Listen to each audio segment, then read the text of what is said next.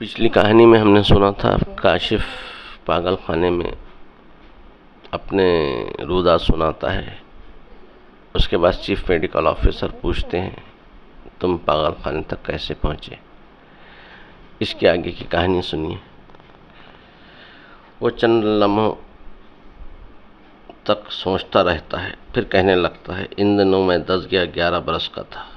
एक दिन अपनी कोठी के लॉन में बैठा हुआ था,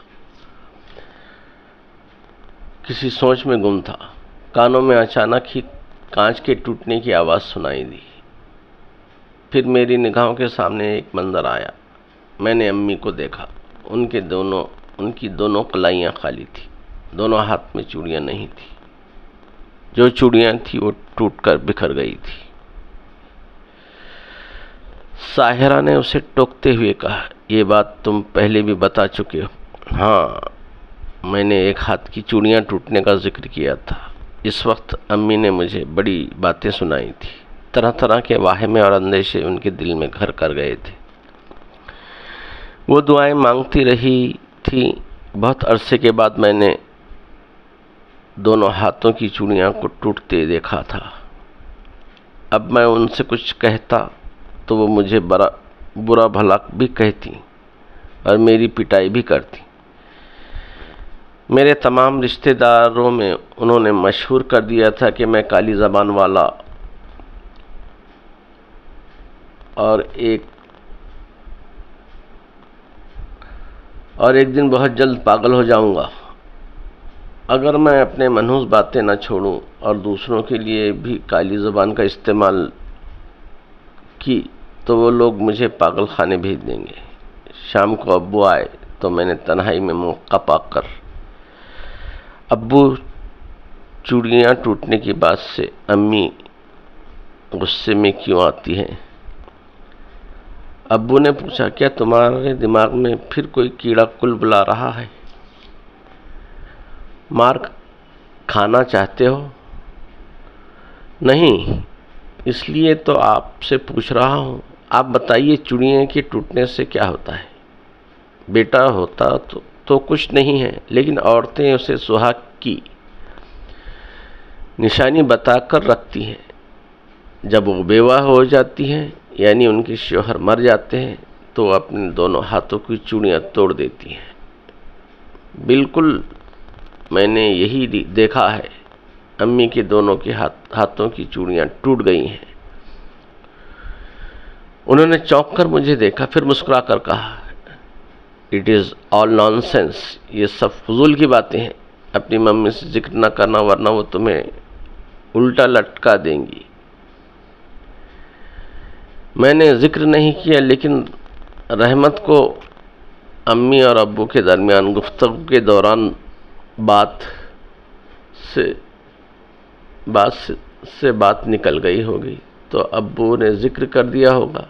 फिर क्या था, अम्मी की रात की नींद हराम हो गई। वो मुझे बुरा भला कहने और कोसने लगी। इसी वक्त मुझे मारने के लिए मेरे कमरे में आना चाहती थी, लेकिन अब्बू ने रोक दिया। वो सारी रात रोती रही और अब्बू से कहती रही कि सुबह होते ही डॉक्टर के पास जाकर मेरा पूरी तरह से चेकअप कराएं, कहीं कोई दिमागी बीमारी तो नहीं है। दूसरे ये कि वो कुछ रोज़ तक अब्बू को घर से निकलने नहीं देंगे, खुदा न खास्ता कोई हादसा पेश ना आ जाए। काशिफ की ज़बान काली है, वो कमबख्त जो कहता है वो ज़रूर होता है। हमारे चचा अहमद अपनी बीवी और 6 साला बच्ची के साथ हमारी ही कोठी में रहते थे और हमारी मिल में सुपरवाइज़र का काम करते थे। इन्हें भी ये मालूम था कि किस तरह कार से रुपये गायब हो गए थे और किस तरह मैं मनहूस या नीम पागल समझा जाने लगा हूँ। वो अम्मी की तायद करते और कहते थे, भाभी, लड़का बिगड़ता जा रहा है, आवारा लड़कों की सोहबत में रहकर फजूल खर्च हो गया है। वो रुपये जो गुम हुए हैं, यकीनन इसके आवारा साथियों ने उड़ा लिए गए हैं। दूसरे दिन अब्बू ने अम्मी को की तसल्ली के लिए अपना और मेरा डॉक्टरी मुआयना करा दिया। बाद में डॉक्टर ने की मुकम्मल रिपोर्ट मिल गई। इन्हें कोई बीमारी नहीं थी और मैं तो नॉर्मल ही था। अम्मी ने कहा, दफ्तर में जो काम है वो आप घर में बैठकर करें। जिन लोगों से मुलाकात करना है उन्हीं कोठी में बुलाकर कारोबारी मामला तय करें। अब्बू ने मुझे देखकर कहा, बेटे तुमने तो मेरे लिए मुसीबतें खड़ी कर दी हैं। बहरहाल 2-4 दिन तक दफ्तर नहीं गए। मेरी अम्मी ने चचा से कहा, मेरी समझ में नहीं आता मैं इस लड़के का क्या इलाज करूं। चचा बशीर अहमद ने कहा, एक दिन तो इसका मुकम्मल इलाज करना ही होगा। किसी माहिर नफ्सियात से रुजू करें, लेकिन इसके लिए ज़रूरी है कि ये बचपन से जो कुछ कहता आया है और होता आया है इसे आप एक डायरी में कलमबंद करती रहें, ताकि किसी भी माहिर नफ्सियात को इसकी पूरी हिस्ट्री मालूम हो सके।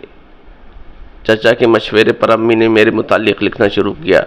बचपन से 11 बरस की उम्र तक मैंने 5 मौक़ों पर जो कुछ कहा था और जो कुछ पेश आया था इसके मुतालिक उन्होंने तफसील से लिखा और अपने ख्याल जाहिर किया कि मुझ पर किसी का साया है, मैं नीम पागल हूँ। बहरहाल 5वें दिन अब्बू ने ऐलान किया कि वो दूसरे दिन से दफ्तर जाया करेंगे। दूसरे दिन वो जाने के लिए तैयार हुए।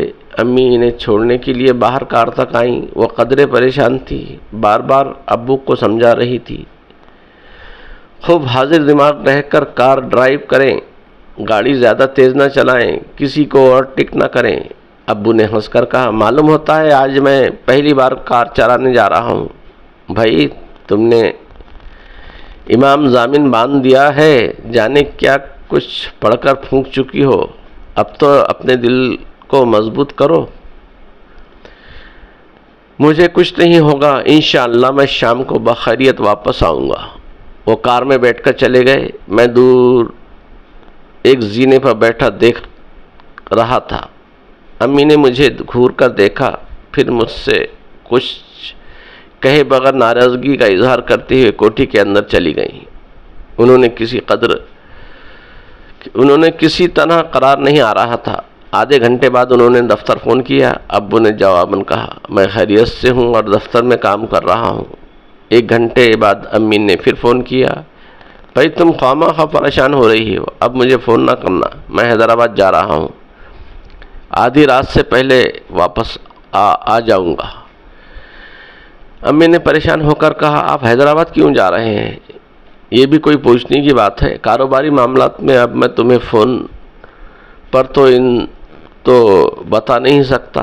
वापस आऊँगा तो तुम्हारे तमाम सवालों के जवाब दूँगा।